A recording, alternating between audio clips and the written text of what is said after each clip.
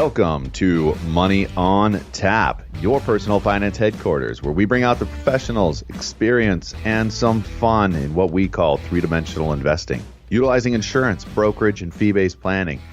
We believe wise investing starts with a plan. Your investments may have merit, relevance to a time and place, but this all depends on you, your objectives, and your goals. My name is Seth Crespin, and I'm here with Ben Brayshaw and John Ryder. We're all planners and partners with Brayshaw Financial Group. Good morning, guys. Good morning, Seth. Top of the morning to you, Seth. Top of the morning to you. What are you, Irish? Irish. Yes, I am. Yes. Let me put my kilt aside. I am Irish. I'll receive that gladly. Appreciate that. We're all glad you're listening to Money on Tap. And if you're looking to sit down with an advisor and start making some of the right steps towards your financial goals, we welcome the opportunity to do that with you, and you can reach us at 855-226-8551 or email us at info@yourmoneyontap.com. You can also find us at Facebook /3D Investing. Well, today we're going to spend some time talking about your 401k. Now, this is something that's become pretty commonplace. But 25 years ago, we were talking with clients in the capacity of, what kind of pension do you have? It's all changed, hasn't it? Yeah. I mean, it's completely different, and we're going to get a little bit into that. Talk a little bit about why pensions have kind of taken a back seat, if not even completely faded away in some cases, and a little bit about how to get you up to speed on your 401k today, and work through some of this stuff. But before we do that, we're going to get to Money in the News.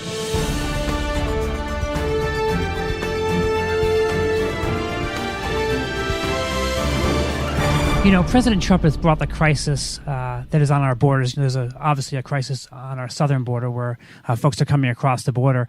And he has really, actually in 2016, the presidential election really brought that to the forefront as far as illegals coming across the border there. And that was, I don't know if you guys all remember, it wasn't that long ago. I remember something about it. Well, Trump was going, he said, we are going to build a wall, and who's going to pay for it? Mexico is going to pay for it. No. John's going to pay for it. That's right. Well, it hasn't necessarily happened yet, but it does appear that the U.S. is becoming increasingly concerned about attacks on our utility pipelines. So obviously, yes, the border is still concerned. The wall has not been built. But there's actually a big concern about the utility pipelines, oil, gas, the electric grid, that type of thing. There's actually been some attacks on that pipeline, and that leaves us, the U.S., pretty susceptible. So the first story that we're going to review today is entitled, U.S. offers $25 million cybersecurity grant after pipeline attacks. So basically, the U.S. is concerned, and they want to fund research targeting better cybersecurity for the nation's power grid in the oil and natural gas industry. Less than a month after some web attacks hobbled electronic communications for several pipeline operators. So this agency is actually putting together $25 million in grants available for projects that pursue new approaches to making energy sector more resilient to cyber attacks. So that's a real concern out there. And they said earlier this month we had 5 of the 7 U.S. pipeline companies said their electronic communication systems were shut down, with 5 confirming the disruptions were caused by a web attack. And that threat followed a U.S. government warning in March that Russian hackers are conducting an assault on the electric grid and other targets. So big concern out there. I think we don't even take into account how important the pipelines are for us as a country, from natural gas to oil to whatever. I mean, ultimately, our oil and gas consumption goes up every year, despite the renewable energy resources that we're, continuing to try to expand and grow. Yeah, so I'm looking at a U.S. natural gas pipeline map in front of me of the U.S. It's interesting to see that there, obviously, you look at the southern portion of our country in Texas area, where you see kind of like the epicenter where all this oil is being produced, the gas lines are being produced, and you can actually see there that it shows pathways where the natural gas pipelines are going. I got to interrupt you here. I always love it when you bring pictures. I mean, this is a really pretty picture. It gets my attention immediately when I'm looking at these pipeline grids across the U.S. You're right. It's interesting. There's a bunch of epicenters there with the pipelines, and I just thought it was an interesting part of, or takeaway from this story, is that hacking into infrastructure. I mean, it's not a financial infrastructure. I mean, what would be the gain?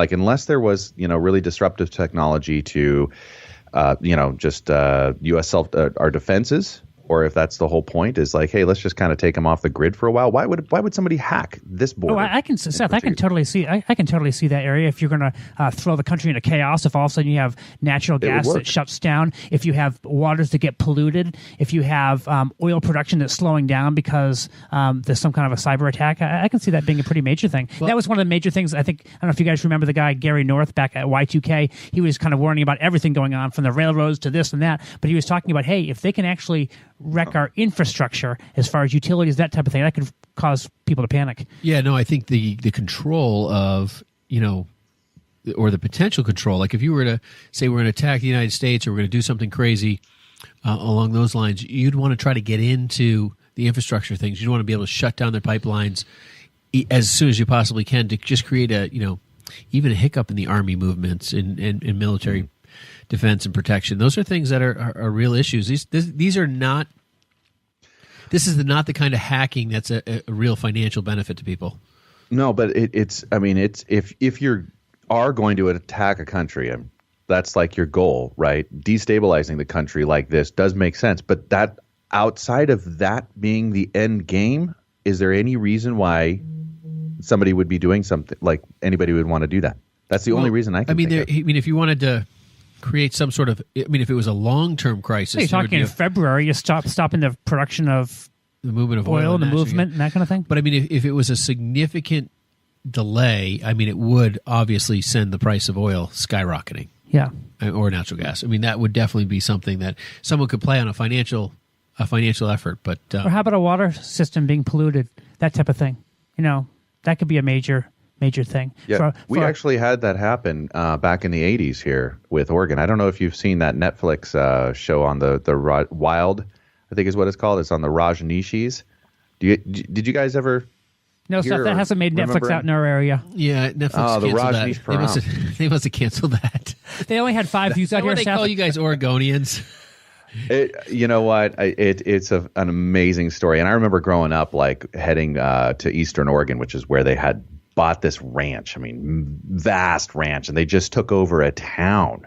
And then they started to try to take over a county through importing homeless people and getting them registered to vote. It was huge, but they tried to poison the water system by, first of all, introducing a beaver to it. They couldn't get the beaver, and then they killed and blended the beaver to try to get to pollute the water system. Oh my goodness. In the Dalles, Oregon. It was some of this information that's came out is I'd never heard of, but anyways, this is a part of our U.S. history now, folks. Even not just little old Oregon over here. Our next story today has to do with kind of a little update, actually, from shows past where we talked about the pension issues. Actually, I think it's kind of a good segue for our show, although I think we're going to talk about a third story here today, too. But anyway, the title of it from April 12th from Reuters is entitled U.S. State Pension Funding Gap Rises to $1.4 trillion in 2016. So we've all been talking about, and Ben actually alluded at the top of the show, how a lot of folks out there are doing 401ks now compared to pensions. Pensions are just not something that's that are being used right now. There's a lot of different reasons for that. But one of the main reasons that they're not being used right now is the fact that there's a huge deficit when you're talking about U.S. state public pension systems. It's a $300 billion increase from 2015. According to Pew Charitable Trust. So the fact is these state pensions are significantly underfunded in many, many cases. It really matters where you are as far as where it's the worst. If you take a look at retirement systems in New York, South Dakota, Tennessee, Wisconsin, they're 90% funded as of 2016, while pension funds in Colorado, Connecticut, Illinois, Kentucky, and New Jersey were less than 50% funded, according to Pew. So think about this. If you have a pension and you live in the state of Illinois or Colorado or Connecticut, and you are counting on that pension to take you through your retirement and to be a major supplemental part of your retirement, you may want to look again. Because if you're pension is only 50% funded, there's some significant issues as far as you being able to expect your pension going forward.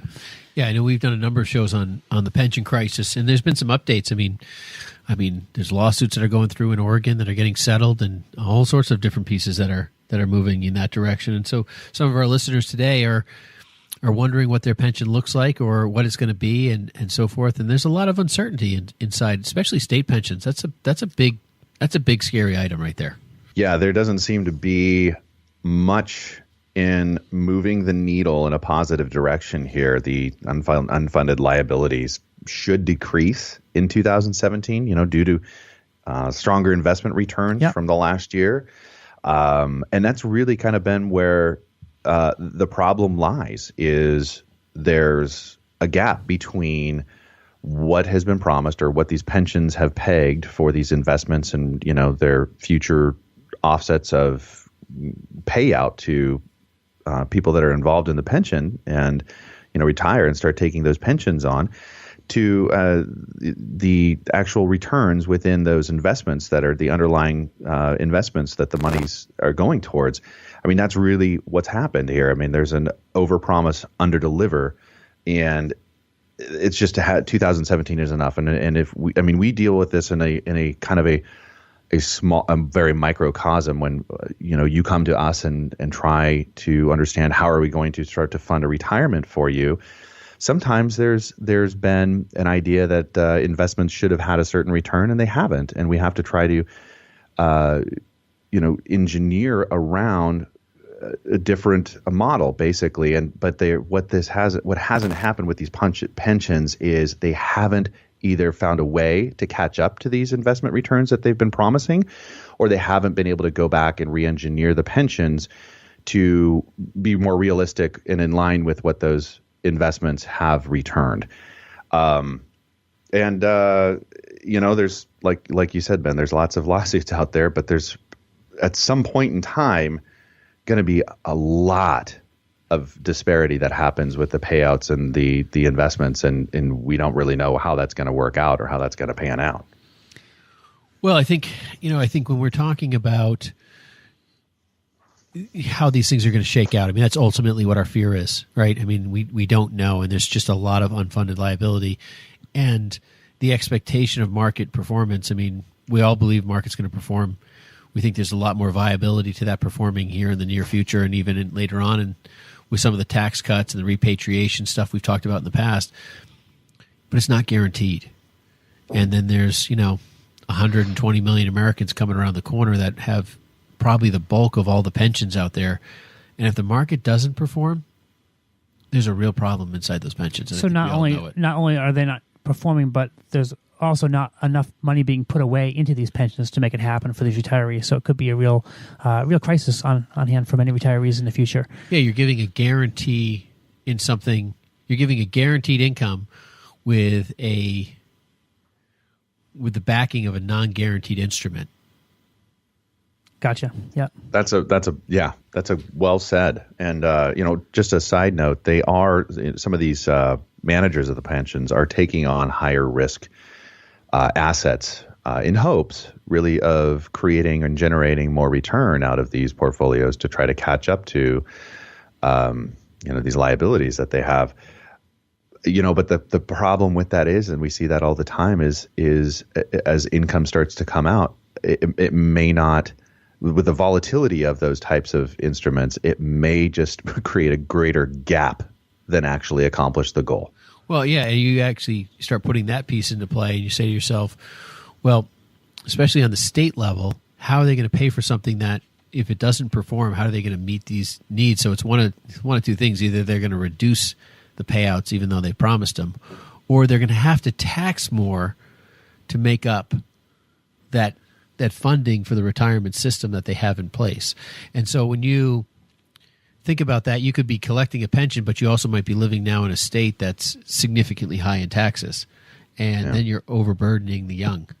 Yeah. I think one of the other things, too, that we cover a lot is this expectation around a pension and what that means. It does mean a guarantee to pay, right? That's what people are expecting.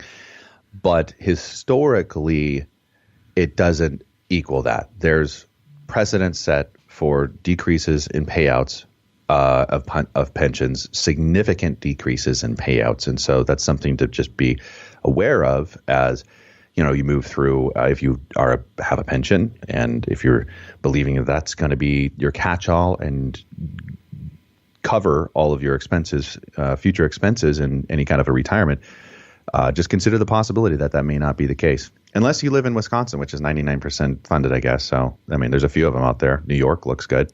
It's funny. I wouldn't think New York would look good. I don't know why. Okay. Okay. So on a little bit later topic here, I thought I ran across. Are we going to have fun? I ran across a funny headline yesterday, Seth, and I want to know if you're on the receiving end of this. Okay. So from the Wall Street Journal, April 16th, 2018, the headline from Catherine Bindley is, "Yes, it's tax day, and you're still doing returns for your adult children." It says this: every spring like clockwork, Bridget Cusick receives a package from her father. This year, she opened it to find 2 manila envelopes, stamped and pre-addressed, one to New York State, one to the Internal Revenue Service. Her address was written in the top left-hand corners. There were forms 2, 3 stacks held together by paper clips. A Post-it note stuck to one said, "Your copies." "It's very turnkey for me," said Miss Cusick. "He puts little sticky ears on it that say sign here and sign here." I think that is hilarious. So basically what's happening out there, and they're saying this is happening quite a bit, is the fact that parents are kind of taking care of those kids. So Seth, let me ask you this question. Is your dad taking care of you every year with your tax returns? No. He's not. Okay. And the same is for me, and the same is for Ben. I believe so. I think it's hilarious. So people are well into their. I'm going to bring this article to him and say and show him what the rest of the country is doing, and that he is totally misstepped. He's neglecting his responsibilities to you. Yes. Indeed. Where did we go wrong here, Dad?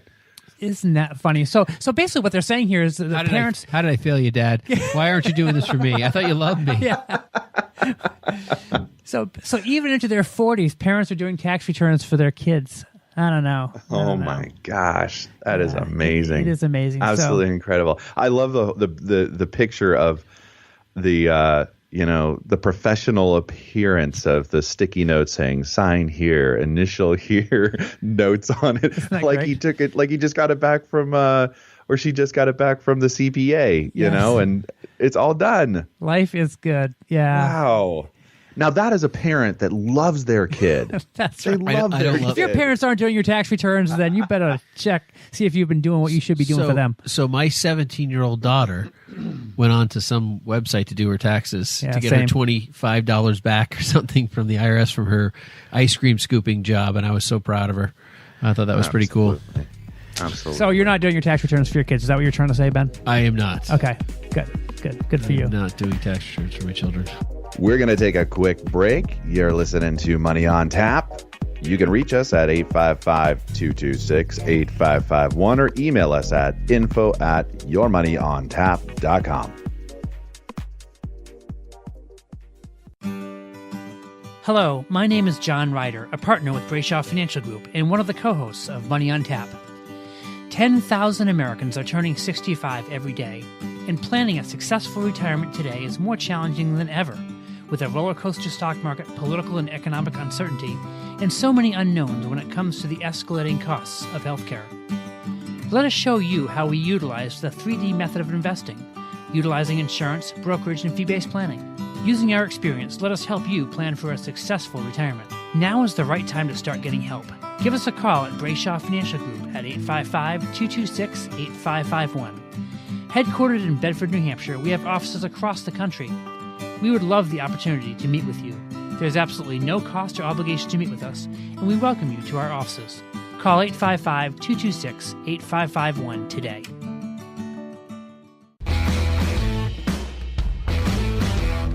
On this Cliff Notes edition of Money on Tap, Seth, Ben, and John look at risk and how it affects not only our investments, but virtually every aspect of our lives, both personal and professional. I think it's important to kind of understand and identify for people, what is that? It looks different for everybody, but generally speaking, and this is from our friends at FINRA, they say that risk is uncertainty with respect to your investments that has the potential to negatively affect your financial welfare. you could buy something near the top and still never see a return on an investment. In a lot of the risks that you're taking with a lot of different investments, you can't even quantify. There's so many subcategories of risk. And with each company, there's some stuff that you don't even know. I mean, you don't even know if there's a problem inside of it, like in an Enron scenario, which is horrific. Or if you're running a business, there's just different risks that come involved there. If you say the wrong thing, you have legal risks, you have investment risk, you have operational risk. Think about operational risk. You make the wrong decision with an IT, with a computer program, it could really affect. Thanks for joining us for this Cliff Notes edition of Money on Tap, with great tips from the pros in three-dimensional investing, utilizing insurance, brokerage, and fee-based planning. Now here's more Money on Tap with Seth, Ben, and John.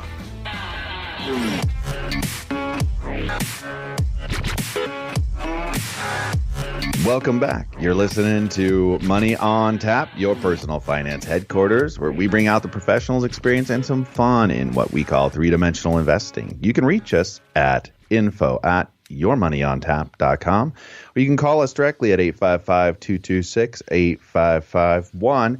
Today, we are talking about 401ks. Great. Now what? I think it's a show that is relevant to most people out there. If you don't have a 401k, chances are that you've either had one or that you will in the future. Let's talk first about what a 401k is and how you can use it to your advantage. Yeah, Seth, let's just talk a quick history here. We tend to think of 401k plans as really the bedrock of the retirement savings systems, and they really have become that. These plans were named after an Internal Revenue Code established kind of like an accident then by design. When lawmakers originally established the Revenue Act of 1978, the goal was to limit executives at some companies from having too much access to the perks of cash deferred plans. So these business owners out there were looking for some great perks. And it seemed like a lot of these companies out there have been fighting with the IRS to allow more money to be squirreled away in these retirement plans. So the accidental birth of today's 401k can be credited to a guy named Ted Benna. In 1980, the benefits consultant used his interpretation of the law to create a 401k plan for his own employer. It was called the Johnson Company. This is where we derive the word benefits from. Originated from Ted Benna. Ted Benna, yeah. Hey, good point there, Seth. The 401k. It's good for Seth to bring in that word derivation thing. Is that from the ancient Greek there, Seth, or where is that from? Yeah. Studied I just Latin. researched that over here quickly. So Benna wanted to figure out a way that allowed the employees there to fund accounts with pre-tax dollars and matching employer contributions. He then asked the Internal Revenue Service to change some proposed rules under the law that ultimately led to the widespread election of 401k plans.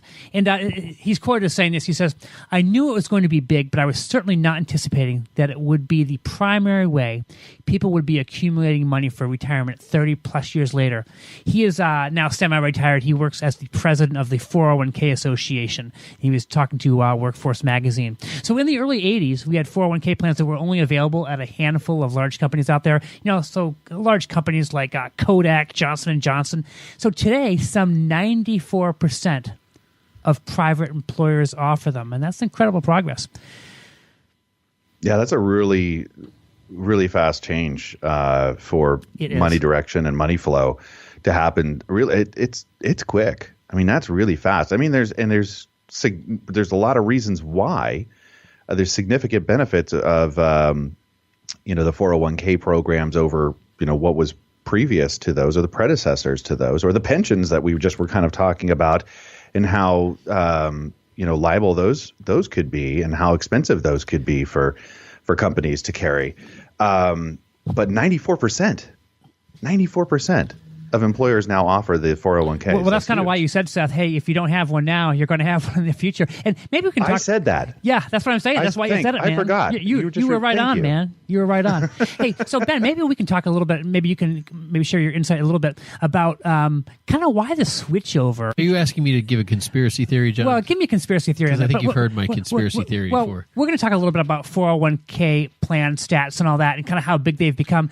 But there's a reason why that our country has shifted from the traditional pension system that was started years ago. In fact, guys, I was actually reading a note that my father had left to my mom. This was just last night. He was talking about how in 1925 these pensions were being created. And I have to share it with you guys later on, but it's pretty fascinating, actually. He was vice president of a large electric company in the Chicago area. And he made his living selling reflectors and that type of things to light companies. And it was really fascinating how he was talking about the beginnings of the pension system. And it's funny now because we're now at the end of the pension systems. Those aren't being offered much anymore. But the fact is, the country has changed. And I think GM had a big part to do with that back in the 80s when they're offering these pensions to people. We call it cradle-to-grave pensions. So people would start working at age 18, and then they could be done. They call it 20 years and out. Yeah. So by age 38, people could be out and retired, and guess who is paying their pensions for the rest of their lives? GM. Yeah. Well, I think the thing about pensions is that they were started with a great mindset in place. I mean, they were looking at the marketplace, they were looking at investment worlds, and they were saying, how do we bring back value to people and their families? And hey, listen, you're going to dedicate a lot of time to me and my employment, here as something we're going to give back to that employee to provide for them. While they care for us, we'll care for them. And I think that's a great mentality. I think what they didn't understand was the level of complexity that a pension brought to a company, because ultimately not only did the investments have to perform, but the company had to contribute, and sometimes contribute above and beyond normal numbers to make up for failed or lack of of performance. And perhaps data that they were looking at back then as far as how long they're going to be funding these pensions with people perhaps not living as long. Right. And then a pension consultant would look at it and say, oh, well, we could probably do better in the future years. We had to pull back. We can probably adjust these numbers. The next thing you know, they have another bad year, and they find themselves falling deeper and deeper into a hole. And Detroit had many of those bad years, didn't they? Yeah. So that's, so I think at the end of the day, what, hey, we'll take care of you. And then I think, the 401k came around, and employers are like, these pensions are so... they're like cost us a lot of money. Tail wagging the dog scenario. And we're worried about funding our pension every year instead of talking about what our business practice is. And then they heard about the 401k, and I think they said, you know what? We'll tell everyone how much more money they can make in a 401k and how we're holding them back with this pension. Yeah. Hey, a nice sales job, it sounds like that. Yeah, you're going to do so much better with this new 401k. You're going to buy all these, really risky investments, and you're going to make a ton of money that we're giving you these nominal returns. So basically they took the risk off of themselves and put it onto the contributors to the plan. Yeah. So now instead of... I would say risk as well as the economics of it. I mean, look at how much money would go into a pension in comparison to a match of a 401k or the cost of the 401k plan. Well, I mean, the variable of what the company would have to put in for the pension was a constant, ever-changing scenario, and fearful of the stock market as a whole. With the 401k, it's a fixed amount of money that they can define upfront what it's going to be. You're right, Seth. And then ultimately, the liability and concern is gone. They make a payment and they're done. And if that person, success or failure is on them. And the company's not to blame; they are to blame because they were their balance sheet. They're done. And what's so ridiculous about this is that, the majority of people probably listening here can relate with this. You have a 401k, you sign up with a company, you might see a guy for 10 or 15 minutes. He'll talk to you about some generic allocation stuff, or call this 800 number. And at the end of the day, you're expected to invest probably the second largest asset you'll ever own on your own, primarily. Like that, it's your responsibility. It's your, make it or break it scenario. You're not going to sue the big 401k provider because they failed you. I mean, they'd like to, but at the end of the day, you're going to be like, well, I chose that and it failed. So there's a lot of onus on that.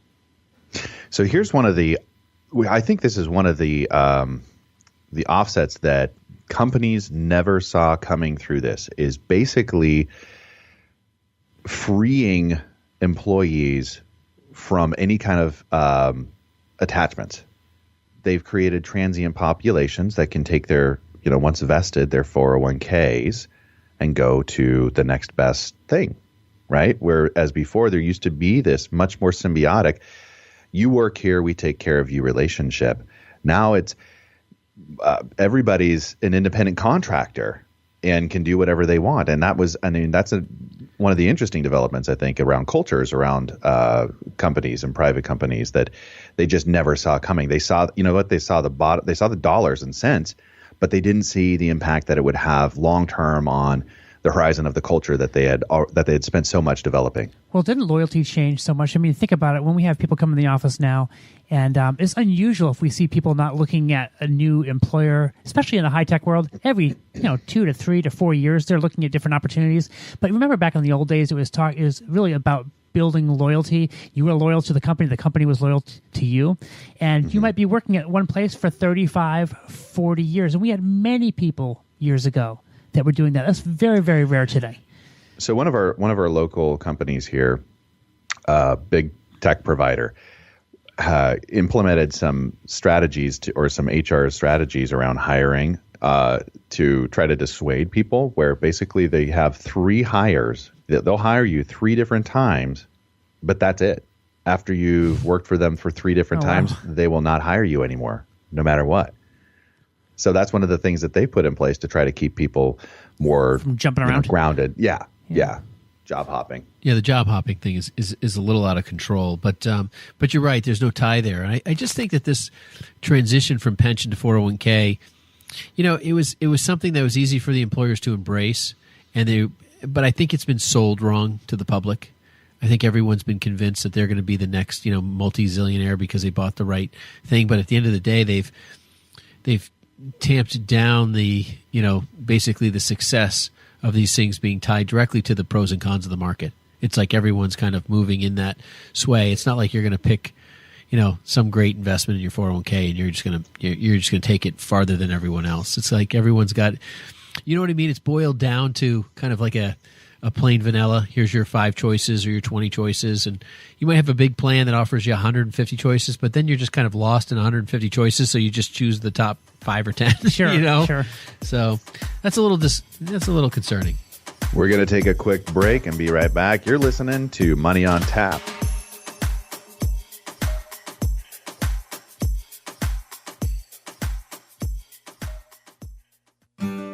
Hi, my name is Seth Crustman, partner with Brayshaw Financial Group and one of the co-hosts of Money on Tap. One of the biggest concerns and largest expenses people face today is taxes. Without thoughtful planning, taxes can destroy future retirement dollars, eliminating the possibility of a timely retirement or dreams of what you want retirement to look like. If you're like most people, you're getting closer and closer to retirement, and you may be wondering if you're taking the right steps. Will my income be enough? Will rising taxes force me to give up my dreams? How does inflation factor into all of this? These are real concerns, and you're not alone. Putting a plan around your financial future is what we do. If you have questions when it comes to your financial security, and if you're looking for a personalized solution, contact us at Brayshaw Financial Group, 855-226-8551. It's time for you to start getting answers to your questions. Headquartered in Bedford, New Hampshire, Brayshaw Financial has offices across the country. We'd love the opportunity to show you how we can help. There's absolutely no cost or obligation to meet with us. Call us at 855-226-8551. 855-226-8551.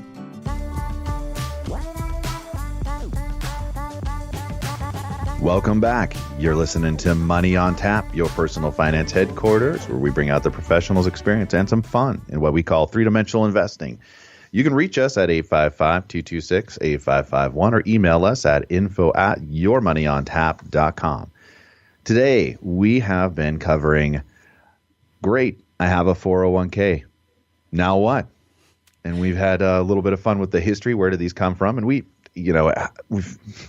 been talking about pensions. We've been talking about 401ks, and the start of them in 1980 to now, where 94% of private employers offer them. Where do we go next? So, Seth, as of December 31st, 2017, it is amazing. There are 5.3 trillion assets in 401k plans. and employer-sponsored plans. And so the growth has been phenomenal, really, not only in the amount of contributions going in, but actually the amount of people that actually have them now and have offered them. So that's almost a tripling of assets in a 401k plan since 2000. Yeah, it is crazy. It has just gone up. Gone up like crazy. I know we've talked about what $1 trillion is in time and so forth. It's just astronomical to think $5.3 trillion. Now there's 550,000 401k plans out there that represent 54 million workers. So a lot of people might ask, well, how did 401k participants, do going through the financial crisis? And it seems like that people that were investing in their 401k actually did quite well, because what they did during the tough times, they kept on contributing. Many times it's easy if you just have an individual investment and you don't have a mandated, coming out of your check. It's easy to stop it because I get scared. But it seems like they did very, very well throughout the financial crisis that we had. Yeah, if you had a job.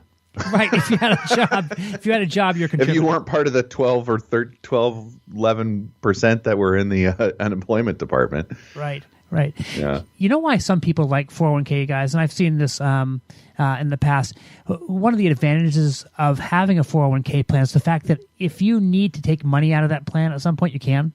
And so sometimes people will save money into a 401k for years. Not that we necessarily recommend this, but the fact is if they get into a very tight spot, they're actually able to borrow money out of their 401k, which is kind of different than what they can do out of perhaps a traditional IRA that they have. We'll talk more about IRAs in another show. But the thing is, they can take their money out of the IRA. They have to put it back within 60 days. But with a 401k, they do have the ability to actually borrow money out of that plan. And there's really, it's interesting, is attractive an option as that is for people. There's really not a whole lot of people that take advantage of that. Most people just say, you know what, I'm just going to leave the money in there no matter, come hell or high water. I'm just going to leave the money in there. Only about 8% of folks actually take loans out of their 401ks. So...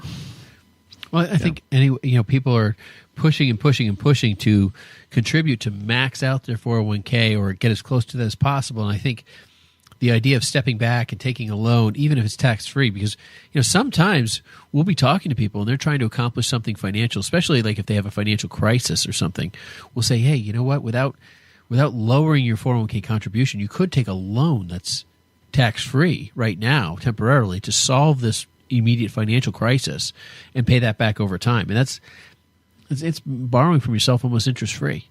Right. You have to look at it now. There's other people who would say, well, you are costing interest because you're costing what you could potentially make. So for instance, you're talking there, Ben, about an opportunity cost. Yeah. Meaning if you take $10,000 out of your plan, that's $10,000 not working for you. Take $10,000, put the future value of that in 20 years, and getting your interest and what happens there. Yeah. So. Absolutely. Guys, we want to kind of switch gears a little bit here as far as talking about 401k stats and all that, but we want to talk to you really about some tips that you can take home with you today regarding contributing to your 401k plan.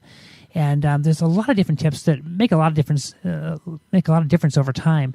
And I guess the biggest tip I would give to you, if you have the opportunity. If your biggest tip is contribute. Yeah, well, contribute, because there's so many people out there. How many times have we sat down with people that say, yeah, I know I have a 401k, I haven't looked at it yet. They've been at the company for 2-3 years.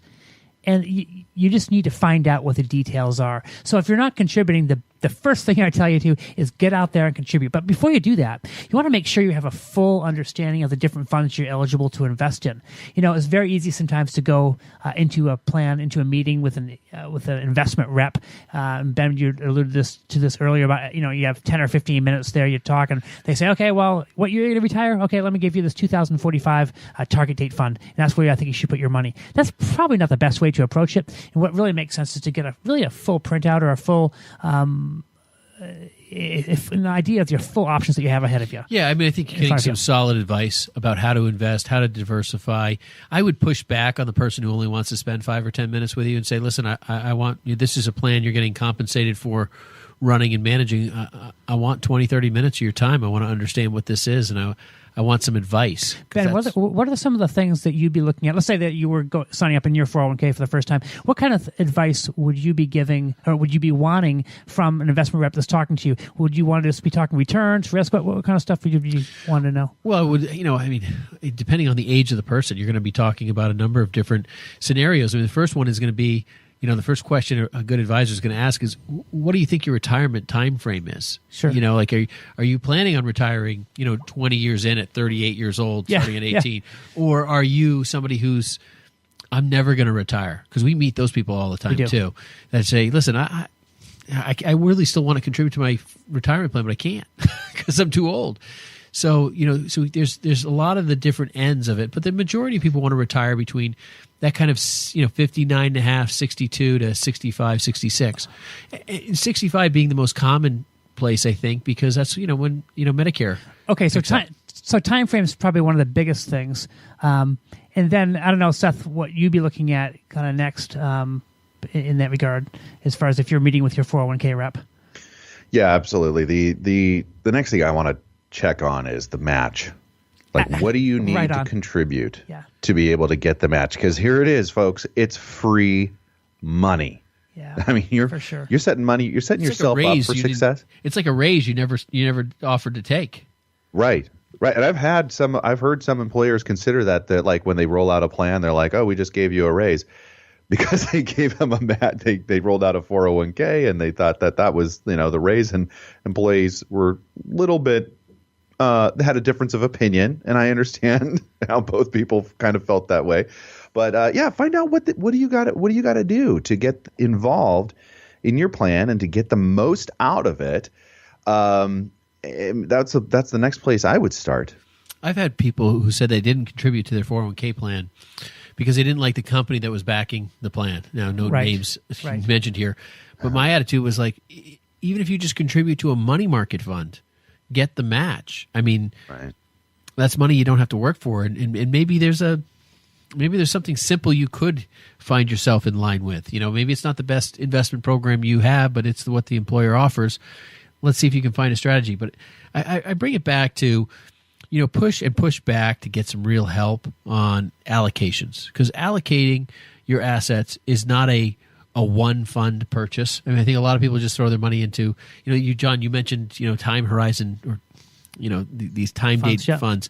There's been a lot of lawsuits over those things, and so forth for various reasons. And I think people should just become aware that there's pros and cons to everything. Like there's good time date funds that might work great for you, but then there's ones that, maybe they're not. See, understanding what you own is the number one thing that I would say is the most important, because we sit down with people and we ask, so why'd you buy that? And they're like, well, I have no idea.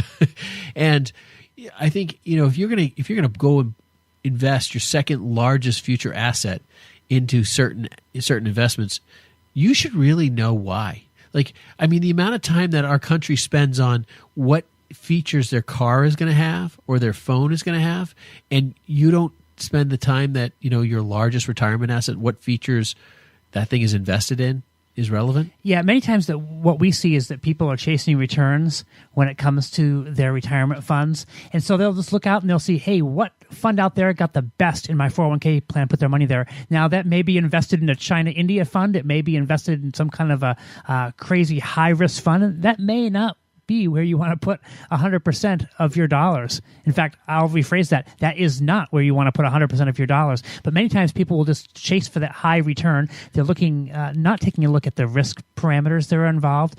If someone put 100% of their money in there and they had $10,000 that went in there and they knew that they had a 95% chance of losing money in that fund and losing most of their money, they probably wouldn't do it.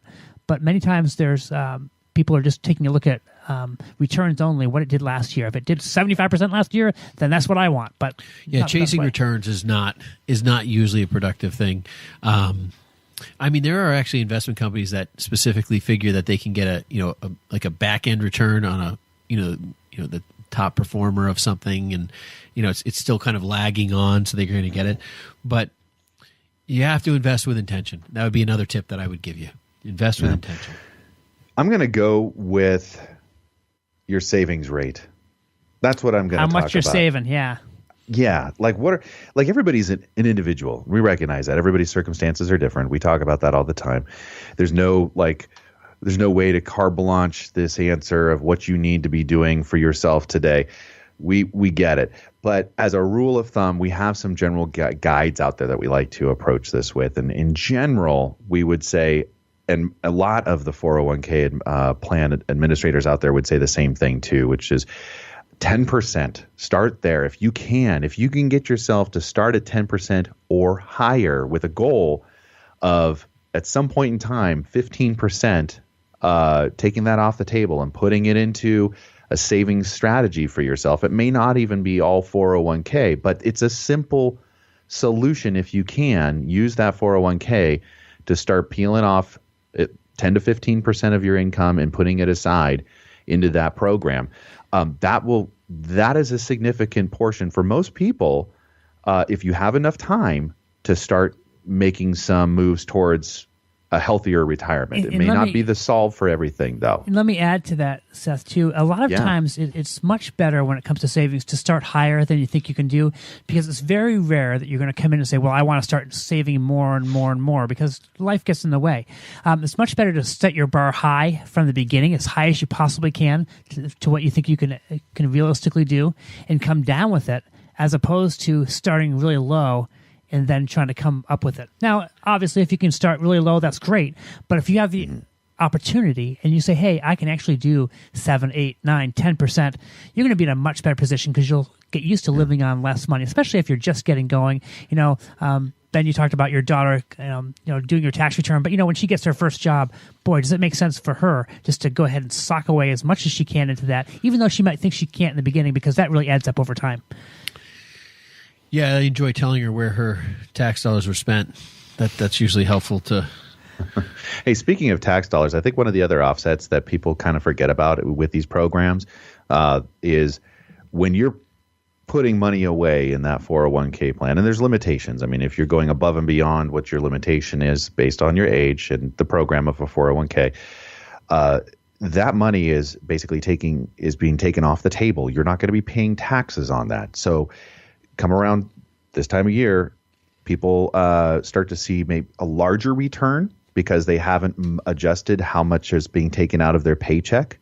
Even though you're not seeing as much coming home and it's going into the 401k, you can anticipate likely seeing a larger return based off of, again, not adjusting how much you're sending to Uncle Sam over the course of the year.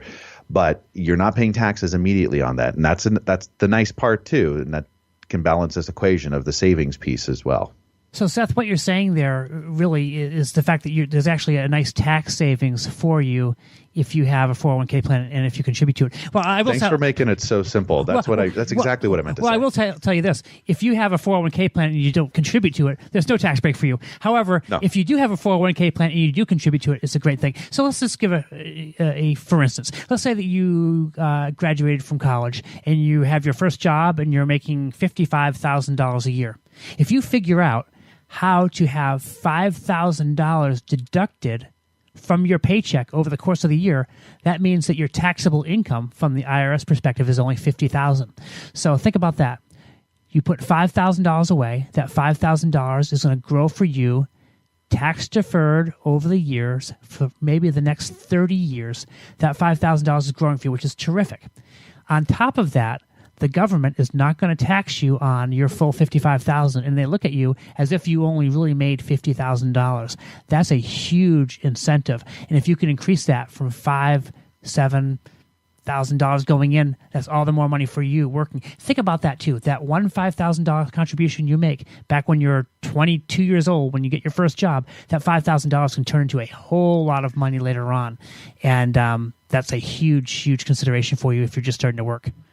If you're looking for some, like, what does that look like? What is that over time? If you want a calculation on that, just go to BrayshawFinancial.com on our website. We've got some calculators there that you can just do some preliminary planning pieces with, and start to take a look at what is it. If I put this amount of money aside for this amount of years at this amount at this rate of accumulation or reinvestment, it's amazing to watch what happens when compound interest takes over in your saving scenario. So what's really great about the 401k is the fact that you can put a lot of money into these plans as opposed to a traditional IRA. For instance, if you are in 2018 and you want to max out your 401k, you can actually put up to $18,500 into a 401k plan. If you're over the age of 50, you can actually do more than that. You can do $24,500. So if you have the opportunity where you can put those dollars away and max that out, that's great. Now, we don't always advise that people max out their 401k plans, and there's some reasons for that. One is there's a huge tax break up front, but one of the things that we're not talking about here is the fact that if you max out your 401k every year for years and years and years, you're going to have a ton of money there. But there's a downside to that, and the fact that when you pull that money out, you're going to get hit majorly in taxes on that. So it's not always the best thing to necessarily max that plan out. In fact, what we always typically do, Ben, is we recommend that people put in money up to the match that they get as a very minimum. Yeah, as a as a basic premise, you got to get your match. Okay, and then from there, it's going to be an individualized tax understanding of where you're at from a tax standpoint, because you don't want to become what we call IRA poor, where every penny of what you have in assets is tied to a distribution from your retirement plan, when you hit retirement, because then every penny is going to be taxed. So if you want to go buy a condo or, do something, it's nice to take a little bit of money out, each year and kind of build up that savings aspect, whether it's savings to an investment vehicle that's after tax dollars, or even a Roth IRA. We talk a little bit about that as well, depending on what people qualify for. There's a lot of different ways, but what you don't want to end up with is when you get to retirement that you have a pension, a 401k, and a straight up IRA, and that's all you've got, and your home, because you'll be locked into figuring out how much money you can take out every year, just to stay in certain tax brackets. And you'll say, I'd really love to go on that European vacation or this or that. Can't take that much money out. I can't take that much money out because I'm going to go to another tax bracket. It's like it's a cost to a cost. And, you just don't want to get lost in that. It's if you could do, little dribbles of taking money out every year and saving it after tax dollars, there's a health to that in retirement that has value separate from the mathematical calculations. Ben, I like how you bring that out, because many times when I read financial publications, I'm seeing people, investment advisors many times will recommend, max that 401k out, but it's not always the best decision. It doesn't mean that you're not going to max out your savings. I think not in that vehicle per se. Yeah, maybe not in that vehicle entirely. And it may be that some years, based on your tax scenario, what your income is and so forth, maxing it out is absolutely the best thing. And I'm not saying that isn't, but over time, you should be building assets that are after tax dollars as well. So having a plan in place, it makes a lot of sense. You might say, hey, I'm going to contribute this much to my 401k. I'm going to do this much into my Roth IRA. Maybe I'm going to do this much into an insurance policy, whatever it may be. Well, there's a lot to think about, you guys. One of the things I was going to say is on those 401k investments, whatever they have as their platform there, take that to your planner, bring that over and get some planning around that as well. It shouldn't take a lot of time to figure out what is a good way for you to invest in your 401k platform. And that's one of the things we love to do. I mean, there's a really, that's what we're here for as planners for you, is to try to help guide you through whatever your resources are that you have available. Yeah. I think we talk about this all the time with people, is that it's a large asset that sometimes we can't manage. It may be not the largest of some of our clients, but sometimes it is the largest asset. And for us to really help people plan, we have to help them plan around the 401k and help manage that a little bit too, because in order for our clients to find success, they need us to be encompassing every aspect of their financial well-being, and not just because a lot of planners will be like, well, that's your 401k. We'll deal with that when you leave that job. The truth is for us to help you find success, we need that to be successful too.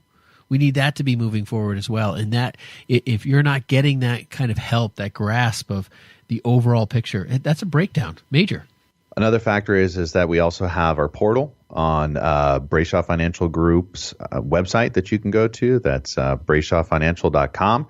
And that's one of the ways that we help advise our clients through really aggregating all of the assets that they have available and working out a holistic and an entire plan for them based off of, everything that they're doing. I mean, it's all important. It really is.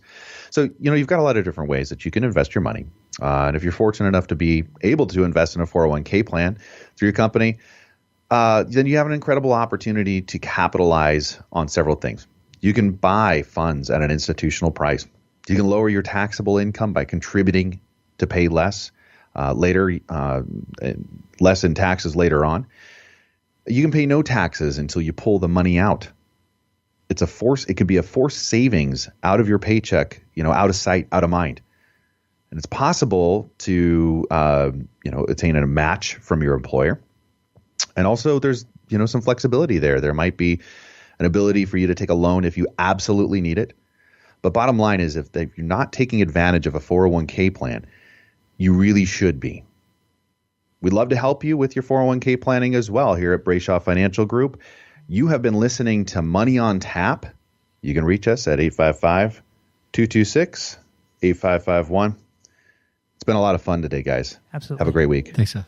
The views expressed are not necessarily the opinion of this radio station and should not be construed directly or indirectly as an offer to buy or sell any securities mentioned herein. Investing is subject to risks, including loss of principal invested. No strategy, product, material, or tool mentioned can assure a profit nor protect against loss. Please note that individual situations can vary. Therefore, the information, products, materials, or tools mentioned should be relied upon when coordinated with individual professional advice. Past performance is not a guarantee of future results. This show may be subsidized in whole or in part by a product sponsor or issuer. Securities and advisory services offered through SagePoint Financial Incorporated, member FINRA SIPC, and a registered investment advisor. All other services offered through Brayshaw Financial Group LLC are independent of SagePoint Financial. SagePoint Financial and Brayshaw Financial Group do not provide tax or legal advice. Main office is located at 116 South River Road, Bedford, New Hampshire, 03110, and can be reached at toll-free